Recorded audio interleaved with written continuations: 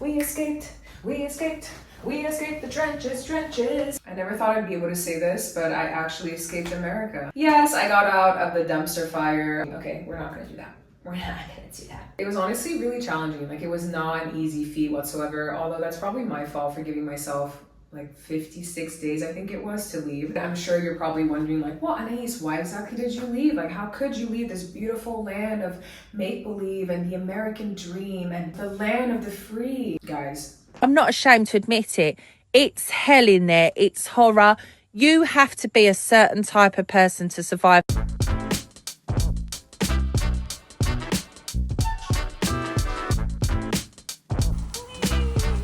the part of me that isn't healed wishes that you wake up with pimples on your like he already knows. Come on. I need a private jet. I can't do this.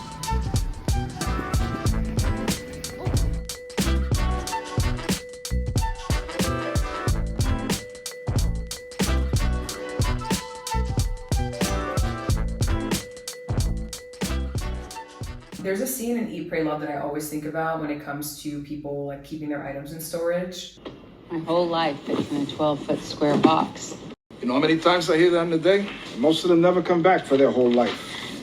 I would never come back for it. I just wouldn't. So over COVID, I read a lot of philosophy, especially Stoicism. I really internalized detachment, and I think I'm not perfect at it, but I think I'm quite good at it. And so I saw my material items as just replaceable things, to be honest, and that was not a challenge for me to get rid of things. The only pain in the ass was Facebook Marketplace. It was the fact that people are very flaky, they're very annoying. It's like you'll post something and you'll get 500 messages of like, is this available? And I'm like, why are you asking me that if the post is literally up? They'll say yes and then they don't respond. Incredibly annoying, but it is what it is. When I moved from Philadelphia to Dallas, I was looking at old footage of me and I looked a mess. Like, I looked busted. Something about myself, call it vain or not, look good, feel good. If you feel like you want to look like roadkill when you move, by all means, that's your prerogative. For me, I just felt like I wanted to feel good while I was doing it because I wanted to romanticize it, you know, just girly pop things. This is an exciting thing in my life and I should dress for the occasion.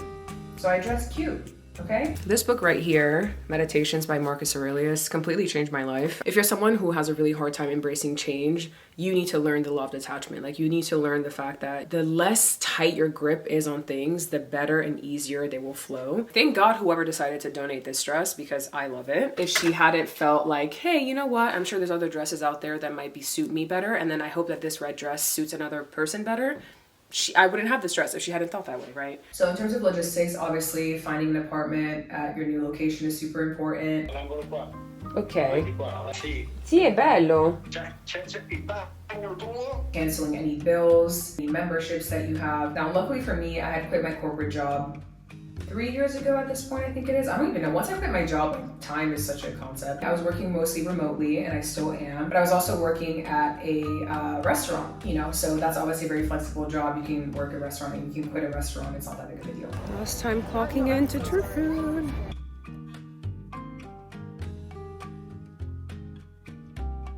I'm done! Walking away from True Food forever. Should be 1,429, I believe. Something that was genuinely a pain in the ass was my cats. I'm gonna whisper this so that they don't get offended. My other two boys. Bringing my cats here was a pain in my fucking ass. It was a pain in my ass. We ready to go to the vet? Okay, we just gotta... If you're taking two, they would have to fit comfortably in one kennel. You, by yourself, couldn't take two kennels. When I get to the airport, I need 100% confirmation that I can fly with these cats. Because you were flying non-rev, you're basically a standby passenger. For me to 100% guarantee that the cats will be able to get on, I can't even do that because I can't even guarantee you're going to get on. I need to be a multimillionaire. I'm not even fucking with you. Because if I were, then I would be able to just have a private jet. I was looking at reviews and someone said that they fit their two puppies in here. So if they fit their puppies, I feel like I should be able to fit my cats. I was wondering if you do travel health certifications. Yeah, ours is 500. Oh my God. Good luck. Thanks. Okay. $500. What? America is just pulling numbers out of their ass. You're joking. So I would pay millions of dollars if it means we can be together. Yeah. Ours are about $650 to $900, just depending on the requirements of the country. Wow, okay. Yeah, it's a lot of prep work, a lot of paperwork, takes a lot of doctor time. Thanks. Of course, we'll have a safe trip. Hope you have fun. Thank you. Have a good one. What the fuck? Your ass is not worth $900. I'm sorry, dude. Guys, imagine me paying $1,800 for cats. You said $550? Yes. Oh well. Yeah, what anything for the babies. Right, guys? Something I came to terms with when I was traveling is the fact that I just have to be rich. That's the last time I'm going through that. I'm getting my money up and I will not be going through that again because that was rough, okay? Because I had less than 60 days, I was not trying to make my life complicated by doing the visas and the applications and the this and that and the other. Let's just think about this logically. What do I want to do in my life? I was like, I have family that lives in Senegal. I can go there. Life would be a lot easier. I can be with them. I have some sick family members who are there, so I can go spend more time with them. Perfect. Also, I'm a dual citizen of the United States and Italy, and I also lived in Senegal, so I thought to myself, okay, because I lived here as a kid, I'm actually registered as a permanent resident of Senegal, therefore I didn't have to go through any paperwork or any visas or nothing like that at all. I just was not going to overcomplicate things. So I know that the visa application and all that is one of the most stressful parts of moving. For me, it was not, and yeah, that's all I have to say about that.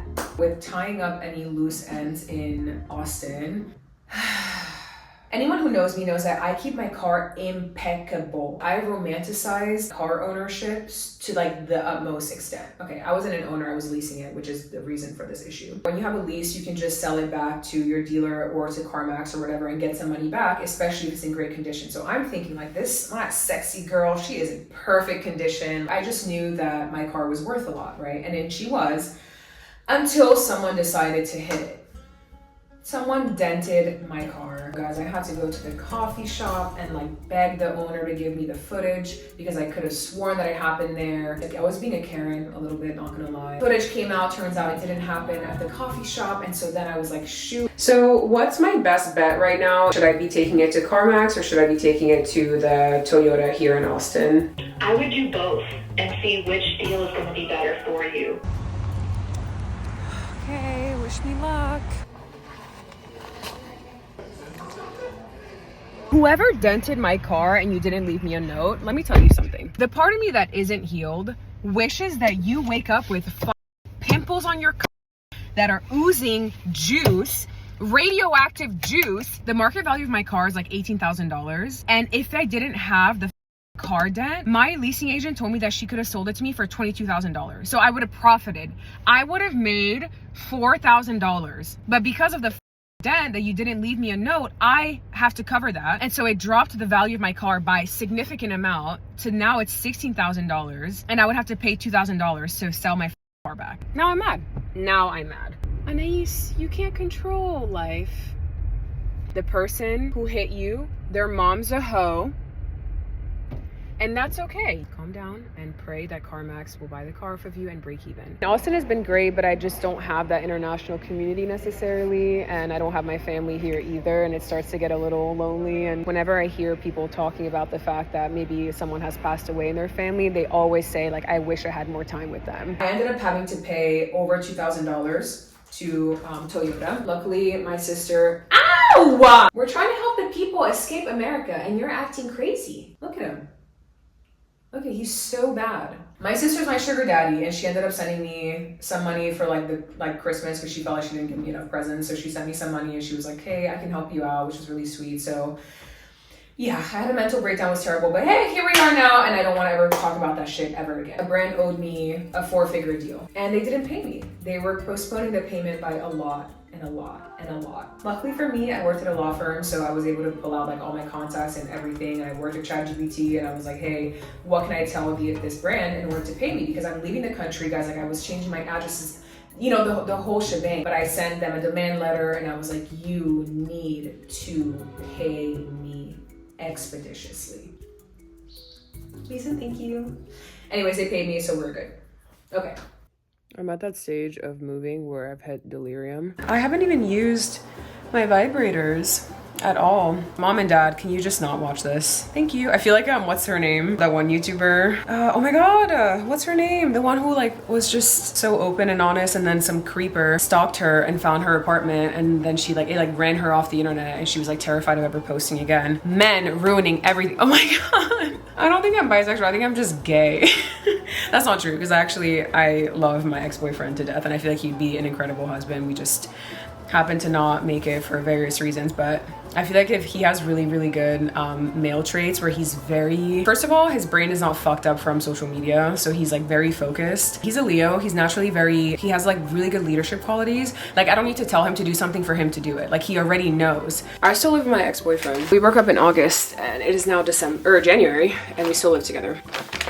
He just got me some food because he knows how busy I've been with packing and everything. I just filmed a video of like why I'm leaving America, and one of the points was that I'm tired of like American men. My ex is technically foreign, like he was born in Ukraine. He's Kyrgyz and Ukrainian. I don't know. I think American men never like fully did it for me, which is fine. Like that's no offense towards anyone watching this who is an American man. Who knows, maybe I'll marry an American man. I have no idea. Oh my god, this breakage right now is ridiculous, but I'm filing my taxes right now because I just want to get it done before I go to Senegal, and I feel like it'll just save me time.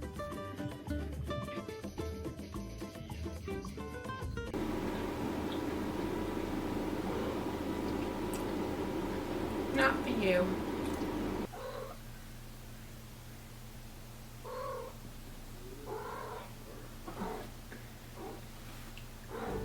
Throughout this entire process, I realized that you just can't do it alone. I did it alone, as in I came here by myself, but I was not alone. Guys, I had friends who were helping me, friends who drove from a different town to come help me on my last couple of days, friends who were constantly there, like emotionally, as in just, hey, I'm checking in. I know like the time is coming up and I wanted to make sure that you're doing good. My ex and I had broken up in August of 2024 and still lived together up until we both left. He moved to Miami. I live in Africa. The Last Supper. The Last Supper, the First Supper. This was our first date, yeah. Look at us now. Who would have thought? It was a good experience, you know? Yeah, except I raised your blood pressure by like 1 billion because I was crazy. Like I said, it's a good experience.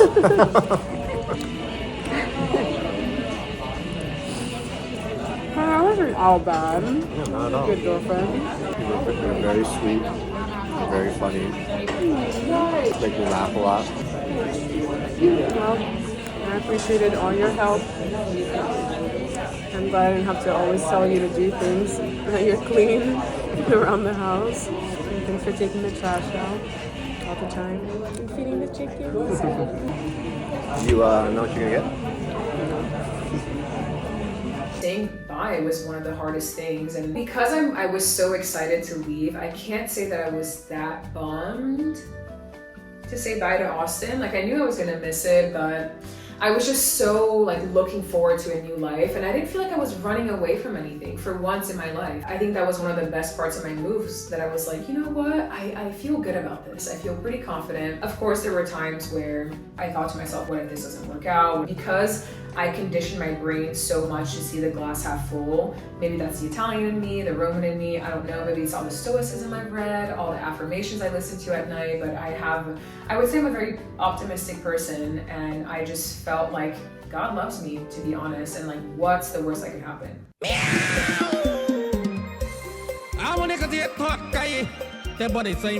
I'm moving out of the country today, and I just found out that I can only bring 2 checked bags, and I have 3.